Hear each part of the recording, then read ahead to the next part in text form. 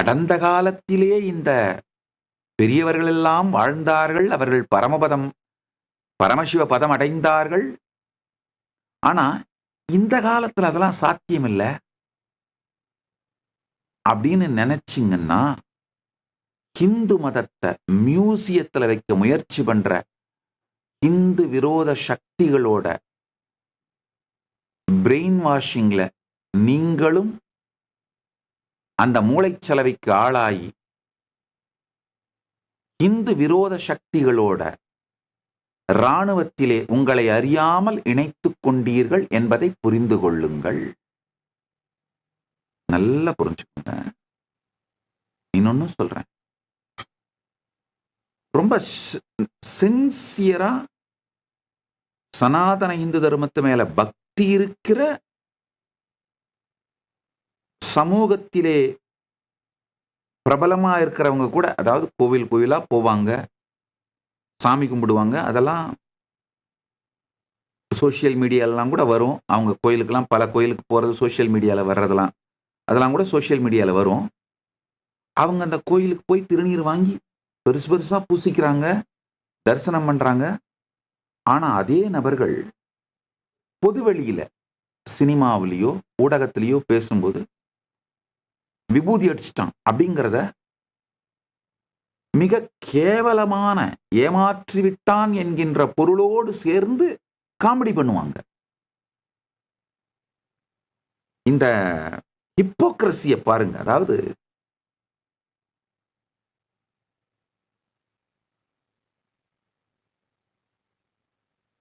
உணர்வு வீட்டில் திருட்டு, அந்த ஹிப்போக்ரசிக்கான சரியான டிரான்ஸ்லேஷன் வேர்டு உணர்வு வீட்டில் திருட்டு.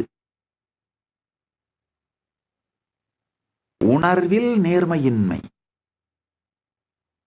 இவங்க கோவிலா போவாங்க, சாமி கும்பிடுவாங்க, திருநீர் பூசிப்பாங்க.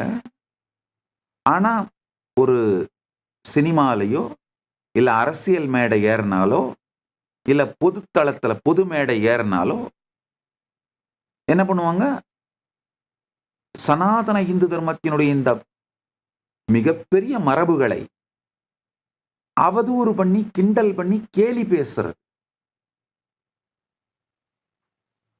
விபூதி அடிச்சிட்டியா, எனக்கே பட்ட சாத்திட்டியா. இவங்க பாத்தீங்கன்னா திருப்பதி பெருமாளை போய் தரிசனம் பண்ணுவாங்க. நான் இந்த கோயிலுக்கும் போக மாட்டாங்க, அவதூறும் பண்ணுவாங்க. அந்த ஹேட் ஸ்பீச் கும்பல் அது தனி, நான் அதை பத்தி பேசல. இப்ப நான் அதை பத்தி பேசல. கோவிலுக்கும் போக மாட்டாங்க, சனாதன இந்து தர்மத்தை அவதூறு பண்ணுவாங்க. அந்த ஹேட் ஸ்பீச் கும்பல் அது கம்ப்ளீட்டா தனி. நான் இப்போ ஹிப்போக்ரிட்டிக்கல் கும்பலை பத்தி தான் பேசுறேன். ஹிப்போக்ரிட்டிக்கல் கும்பல் யாருன்னா, இவங்க கோயிலுக்கு போவாங்க, நல்ல வெளிப்படையா கோயிலுக்கு போவாங்க. அந்த கோயிலுக்கு போற வீடியோ, நியூஸ் இதெல்லாம் சோசியல் மீடியால வரும். வெளிப்படையா அவங்க தங்களை பக்தர்கள் தான் அறிவிச்சுப்பாங்க.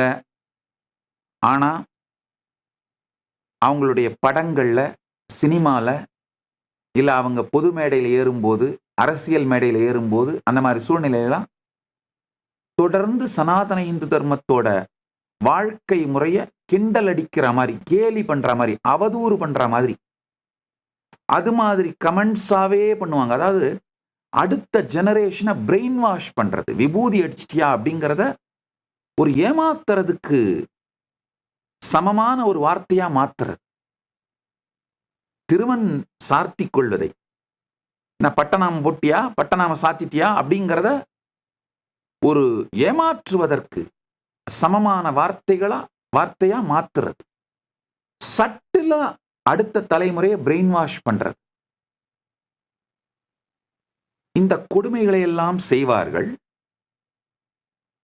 ஒரு பக்கம் இந்த கொடுமைகளை எல்லாம் செஞ்சுட்டு, அதாவது உணர்வு வீட்டிலே திருட்டுன்னு சொல்றேன் பாருங்க, உணர்வுல நேர்மை இல்லாமல் இந்த கொடுமைகளை எல்லாம் செஞ்சுட்டு பெருமான் முன்னாடி போய் நின்று, ஐயா பெருமானே, வேற வழி இல்லை, அந்த சூழ்நிலையில டைரக்டர் எழுதி கொடுத்த டைலாகு பேச வேண்டியதா இருக்கு, இல்லை பொலிட்டிக்கல் மேடை, சமூக மேடை, அந்த சூழ்நிலையில அப்படித்தான் பிஹேவ் பண்ண வேண்டியதா இருக்கு, நீ தயவு செஞ்சு அதையெல்லாம் பண்ணி கண்டுக்காம என் படம் வெற்றி அடையணும், இல்லை என் தொழில் வெற்றி அடையணும், நான் மேன்மேலும் சிறக்கணும் எல்லாம் கேட்டீங்கன்னா பிரபஞ்சம் என்ன பண்ணும்? நீ எப்படி ஹிப்போக்ரஸியோட இருக்கியோ அதே மாதிரி ஹிப்போக்ரஸி தான் லைஃப் உனக்கு காட்டும். பிரபஞ்சம் வாழ்க்கையை உங்களுக்கு கண்ணாடியா தான் காட்டும். நீங்க சொல்றீங்களா, ஓ டைரக்டர் எழுதி கொடுத்த டைலாகு நடிச்சிட்டேன்,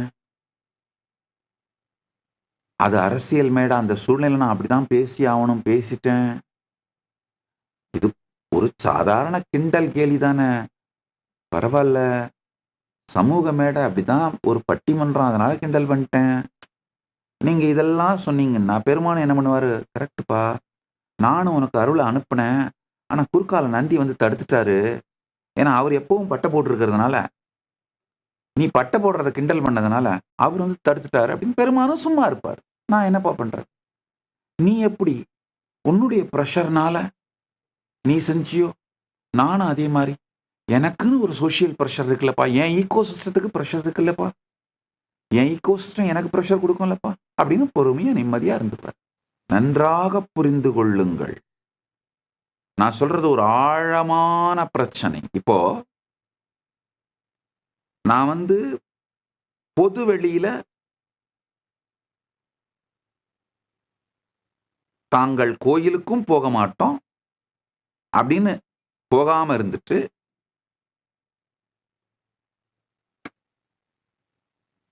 தெளிவா ஹிந்து விரோதிகள் அப்படின்னு தங்களை காட்டிக்கிட்டு இந்து மதத்தை அவதூறு பண்ற, சனாதன இந்து தர்மத்தை அவதூறு செய்கின்ற அந்த விரோதிகள், இந்த ஹேட் ஸ்பீச் பண்ற அந்த அவங்கள பத்தி நான் இப்ப பேசல, நல்லா புரிஞ்சுக்கோங்க. நான் திரும்ப திரும்ப சொல்றேன், நான் இப்ப யாரை பத்தி பேசுறேன்னா ஹிப்போக்ரைட்ஸ், உணர்விலே நேர்மை இல்லாதவர்கள். கோவிலுக்கு போவாங்க, தொகையடியார்களே 63 நாயன்மார்களை வழிபடுவாங்க, தொகையடியார்களோட வழிபடுவாங்க. ஆனா அந்த தொகையடியார்களுடைய அந்த சம்பிரதாயத்துல இப்ப வாழறவங்கள அவதூறு பேசுவாங்க.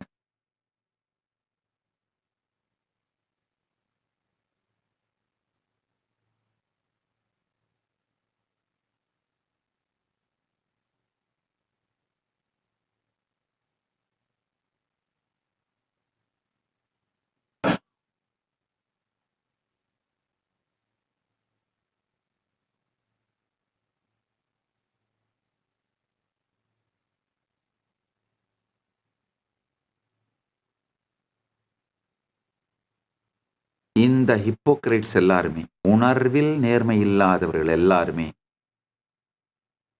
உங்களை அறியாமலேயே சனாதன இந்து தர்மத்தின் விரோதிகளுடைய இராணுவத்துல நீங்க மூளைச்சலவை செய்யப்பட்டு சேர்க்கப்பட்டு விட்டீர்கள். அவங்களோட ஆர்மியில உங்களை அறியாமலே நீங்க சேர்ந்திருக்கீங்க.